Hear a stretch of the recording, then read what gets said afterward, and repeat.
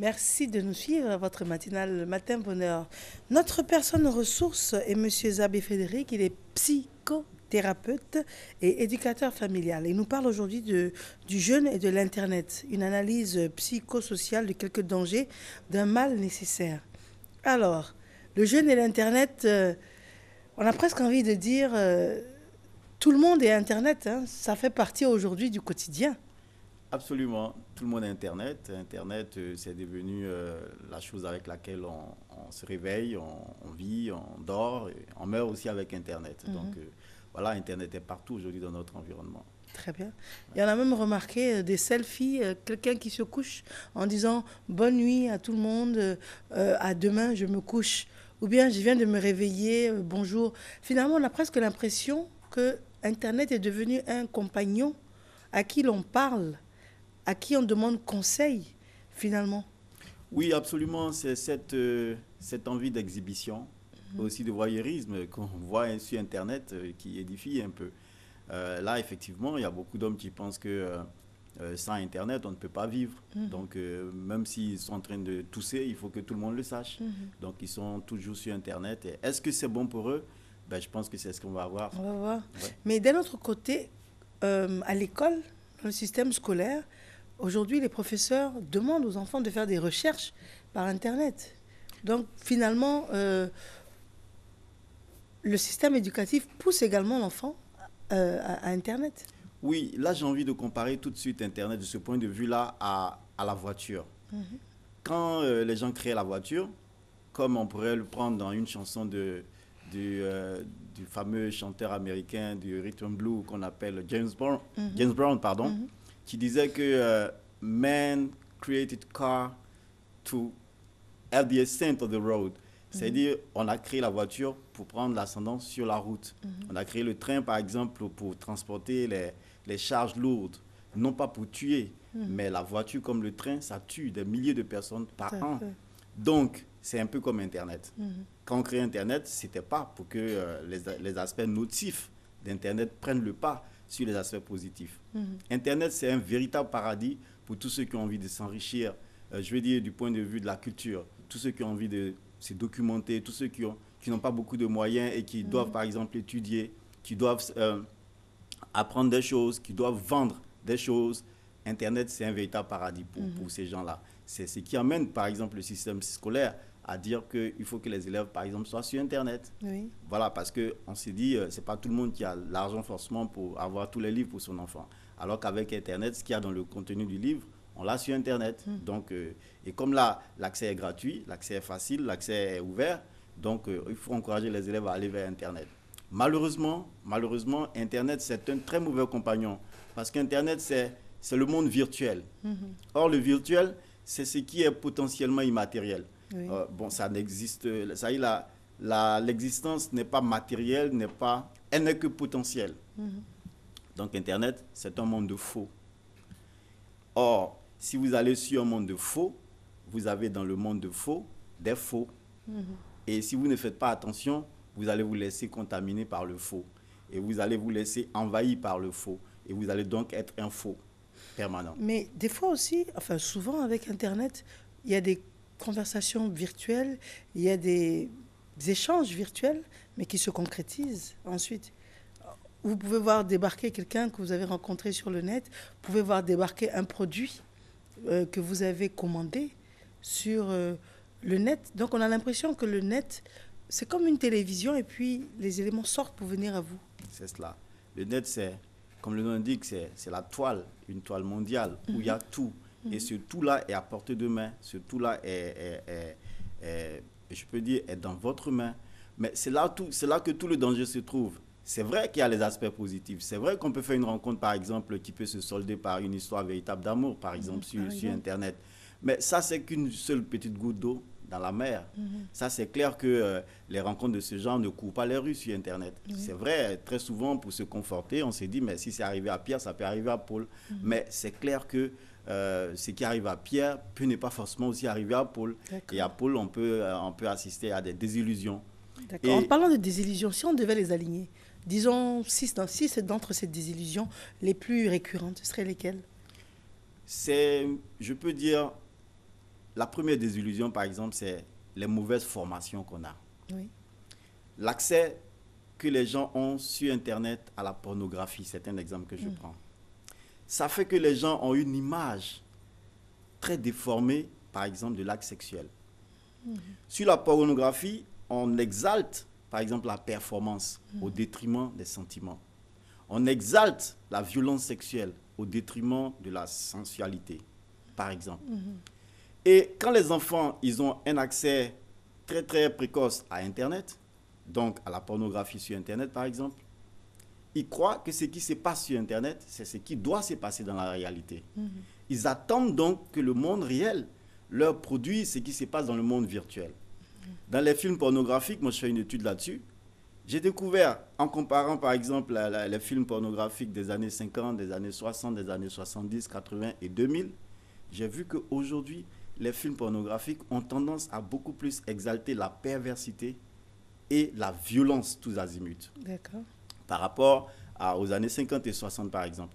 Donc les enfants des années 70, des années 2010, 2000, ils ont cette vision-là de la sexualité qui est une vision totalement fausse. Et par exemple, au niveau des performances, on s'est dit, quand ils regardent les films pornographiques, quelqu'un peut faire avoir un coït ininterrompu pendant 30 minutes. Ce qui est totalement faux dans la réalité. Dans la réalité, le coït qui dure le plus longtemps, il ne va jamais au-delà de 5 minutes. 5 minutes chrono. C'est difficile d'avoir un coït au-delà de ça pour un homme normal. En tout cas, moi, je ne parle pas des extraterrestres. Voilà. Oui. Mais les enfants, à force de regarder les films pornographiques, ils croient que c'est ça qui est la réalité, 30 minutes chrono. Et pour eux, c'est ça qui est vrai. Et donc, ils attendent une partenaire qui peut les satisfaire pendant 30 minutes. Ça n'existera pas. Et les dames aussi, elles vont attendre aussi un partenaire qui peut les satisfaire pendant 30 minutes. Ça n'existera pas. Ça n'existe que dans les films. Alors que les films, c'est du virtuel. C'est du virtuel. Voilà. Donc ça, c'est un danger, par exemple, de croire que le monde est quelque chose que le monde, en réalité, n'est pas. Et quand on grandit avec cette image-là, on sort, on attend ce comportement de tout le monde.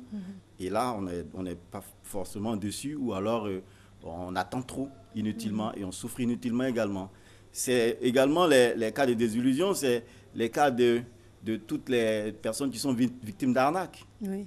Arnaque sexuelle, arnaque sentimentale, arnaque idéologique, arnaque à tous les niveaux. Le grand danger d'Internet, vous savez, il y a 3 armes essentielles dans le monde. Il y a la première arme qui vise au cœur pour tuer. Il y a la deuxième arme qui est une arme alimentaire qui vise au ventre pour affamer. Mais l'arme la plus dangereuse, c'est l'arme qui vise la tête pour paralyser. Vous voyez? Et donc, Internet vise la tête. Internet vous donne des choses nocives que vous consommez à longueur de journée.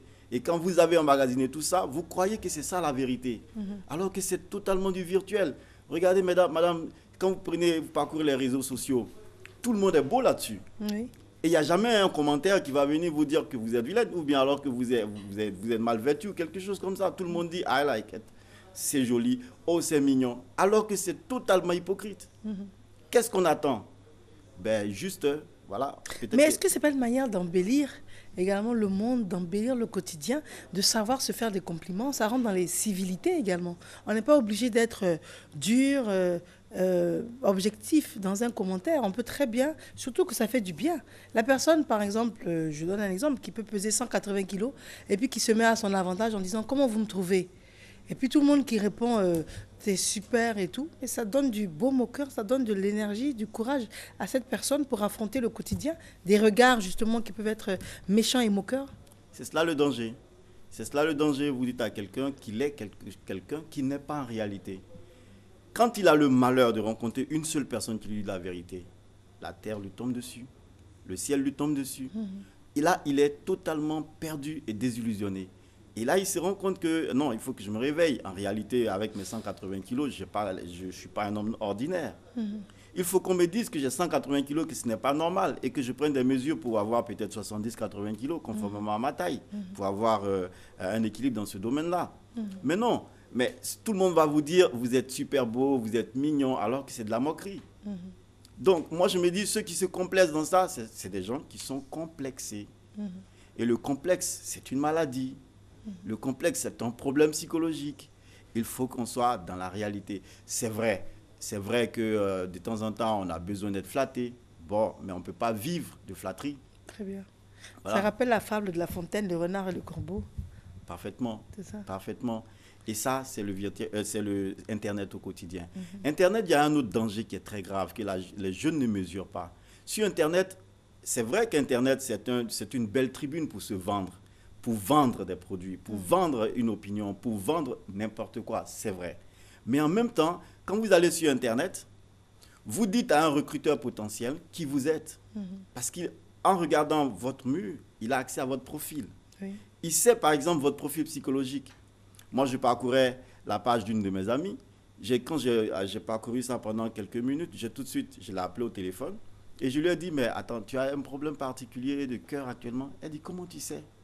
J'ai dit, non. Ça transparaît. Absolument, ça se lit, ça se voit à travers les posts que vous partagez avec les gens. Oui. Quand on lit, on sait tout de suite vos affects.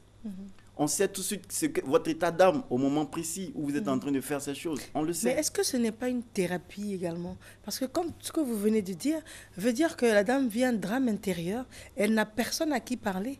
Finalement, elle se tourne vers la toile, vers des amis imaginaires pour se soulager. Mais en même temps, elle s'expose aux mauvaises compagnies. Elle s'expose à cela. Parce que quand quelqu'un perçoit tout de suite vos faiblesses, et c'est sur la toile mondiale, parce qu'il n'y a pas que sur le mur de vos amis que cela va s'afficher, ça s'affiche sur la toile mondiale, ça veut dire n'importe qui a accès à ça. Quand moi j'ai repéré quelqu'un que je sais qui est psychologiquement faible à un moment précis, si j'ai de mauvaises intentions, c'est à ce moment précis-là que je sais que c'est le bon moment pour attaquer. Et quand j'attaque, la personne est vulnérable. Donc, il ne faut pas montrer sa vulnérabilité au monde Mais est-ce que ce entier. n'est pas la même chose qu'une femme qui va prendre un pot toute seule dans un bar? Par définition, elle y va seule, ça veut dire qu'elle n'a pas de compagnon. Elle n'a pas d'amis à qui se confier. Et elle s'assoit devant un verre de whisky avec sa cigarette. Bon, peut-être plus la cigarette aujourd'hui dans un bar. Mais est-ce que ce n'est pas la même caricature? Ça, c'est quelqu'un de vulnérable qui va s'asseoir toute seule à 22h30 dans un bar et puis consommer de l'alcool toute seule. C'est possible, mais là, au moins, c'est circonscrit. Ceux qui sont pour qui elle sera une proie potentielle sont définis dans l'espace et dans la quantité. Oui. Par exemple, ça se limite à ceux qui fréquentent ces bars précis qu'elle a choisi de fréquenter. Or, quand vous allez sur Internet, c'est sur la toile du monde. Vous vous exposez aux Africains, aux Européens, aux Américains, aux Asiatiques, à n'importe qui, à vraiment n'importe qui. Vous exposez à ce monde-là. D'accord. Et il y a des prédateurs terribles sur Internet. C'est comme ça que les gens recrutent. C'est comme ça que les gens recrutent, par exemple, pour le terrorisme. Oui. Parce qu'on sait ceux qui ont le profil pour cet acte. On le pressent tout de suite dans leur poste. D'accord. Et on va vers eux. Alors, on a longuement défini les dangers d'Internet. Donc, qu'est-ce que vous préconisez aujourd'hui? Première chose que je préconise, c'est que ce qui amène Internet, c'est d'abord c'est un ordinateur, c'est un portable, les téléphones portables. Premièrement, il faut que les enfants n'aient pas un accès facile et illimité, par exemple, à l'Internet. Je veux dire, il faut que ça se fasse dans des conditions bien définies. Un élève, on peut lui donner un portable, pas à n'importe quel âge.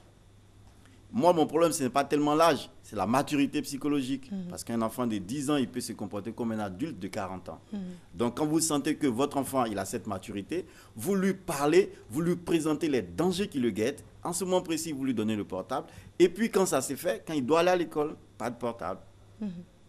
Pas de portable en semaine. Pendant le week-end, on peut lui donner accès à Internet juste pour faire des recherches, etc. Mais quand vous lui donnez le portable qu'il a à Internet, quand il est dans sa chambre, vous êtes dans votre chambre à vous, il a accès au monde dangereux sans votre contrôle. Ça, c'est un exemple. Oui. Quand, par exemple, vous avez à la maison un desktop, un ordinateur de maison où il y a Internet, en ce moment, vous maîtrisez mieux les choses. Je vois des parents qui achètent des portables hors de prix pour leurs enfants. Je dis, c'est bien.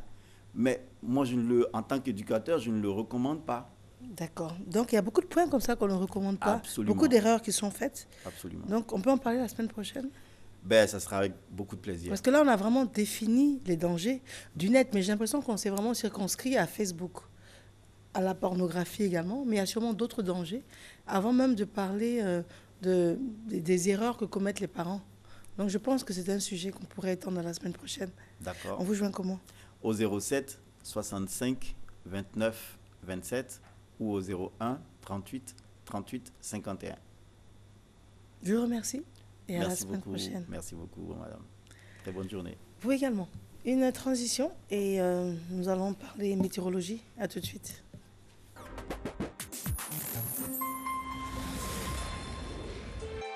RTI 1, la chaîne qui rassemble.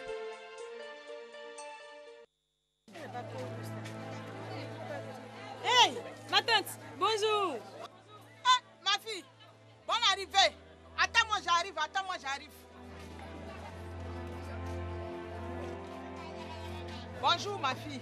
Comme tu es docteur là, vraiment, tu vas nous parler à faire de Ebola là. Est-ce que c'est vrai même? Maman, si c'est pour ça là, tu as raison. Appelle donc tes copines.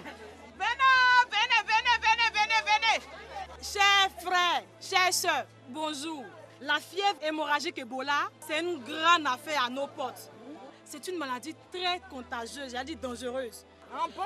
Et qui tue rapidement celui ou celle qui est contaminée. Et surtout quand cette personne n'est pas prise en charge immédiatement. Mais pourquoi dans son nom là, il y a fièvre dedans? C'est parce que quand tu es contaminé là, ça commence par la fièvre. Et tenez-vous bien, hein, une forte fièvre qui est souvent brusque, qui donne de grosses gouttes de sueur. Mais madame, quand quelqu'un le coagule, il a aussi la fièvre. Très bien. C'est pour ça, avec l'arrivée de cette maladie-là, il faut se rendre immédiatement à l'hôpital pour faire des examens. Mais je ne vous dis pas, il y a aussi la fatigue, les maux de tête, les vomissements. Dès que vous voyez quelqu'un qui a un des signes que je viens de citer là, n'hésitez pas à appeler immédiatement le docteur. Et maintenant, vous devez changer de comportement et être très vigilant. Madame, on est mort? Vous n'êtes pas mort.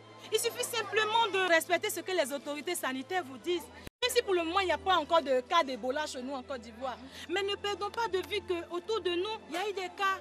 Beaucoup de malades et surtout de morts. On dit de ne pas chasser, de ne plus toucher, de ne pas manger la viande de bouche, agouti, biche, chauve-souris, hérisson. Même au village, on dit de ne pas manger. Madame, mais pourquoi? Ma soeur, et là, ça me donne l'occasion de vous dire ce qui se passe réellement. Hein. Le virus, ça vient chez l'animal. L'animal contamine l'homme au contact. Ça veut dire quand il l'a touché. Mais quand l'homme est infecté, il tombe malade et il contamine les autres. Comment il contamine les autres hommes? Crachat, là, c'est ça qui contamine. Sueur, ça contamine. Même quand il vomit, là, ça contamine aussi. Quand il saigne du nez aussi, ça contamine. Vous comprenez? C'est tellement grave que les autorités de la Côte d'Ivoire ont pris des mesures. C'est pour ne pas que la maladie se propage. Voici quelques mesures de prévention. Évitez la chasse, la manipulation et la consommation des animaux de brousse. Chauves-souris, singes, gorilles, agoutis, antilopes, porcs-épics, etc. Évitez tout contact rapproché avec toute personne qui présente une fièvre, des maux de tête, des saignements. Évitez tout contact direct avec les liquides biologiques d'une personne malade du virus Ebola. Le sang, les selles, les vomissements, la salive, etc. Évitez la manipulation des cadavres. Évitez de se serrer les mains et de faire des accolades. Se laver les mains fréquemment et soigneusement avec de l'eau et du savon. Répandre de l'eau de javel sur les selles et vomissements des personnes malades avant tout nettoyage. Le personnel de santé doit se protéger pour toute consultation et tout acte de soin. Quand vous allez trouver un cas suspect, rendez-vous dans l'hôpital le plus proche. Là-bas se trouve un personnel qui se protège et qui prend soin, qui examine votre malade. Donc pour toute information, je vous en prie, appelez le 143. Je reprends le 1, le 4, le 3, ça fait 143. Madame, excusez-moi, c'est payant? Non, c'est gratuit pour tout le monde. Mobilisons-nous pour 0 cas d'Ebola en Côte d'Ivoire et 0 contamination. Ceci est un message du ministère de la Santé et de la lutte contre le sida et de ses partenaires.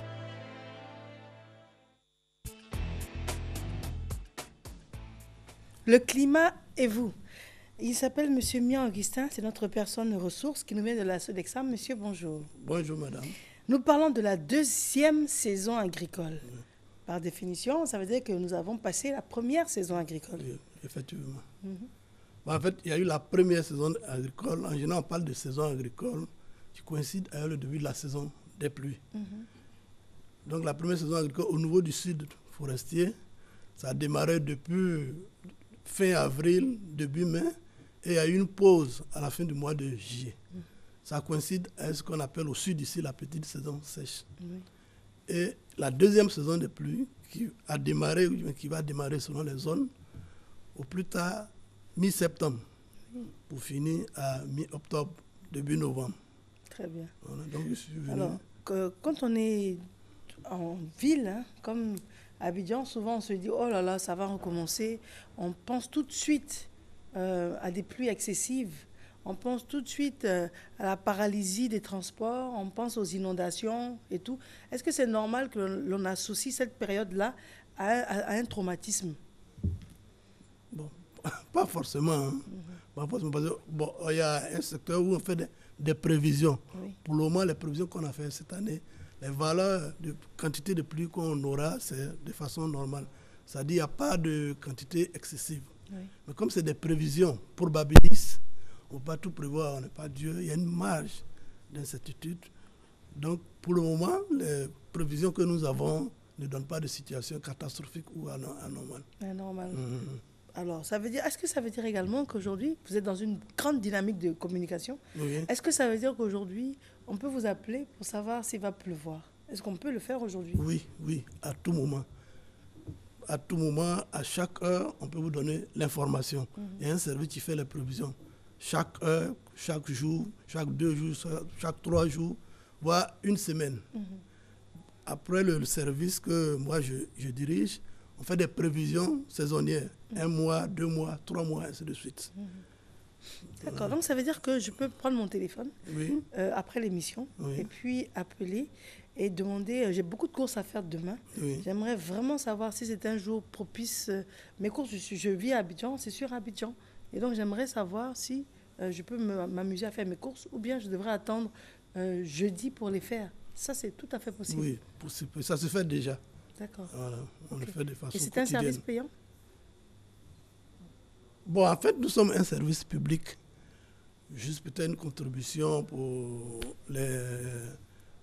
je disais, les frais de traitement des dossiers, ainsi de suite. Sinon, ce n'est pas un service vraiment à titre commercial à 100%. Nous sommes un service public.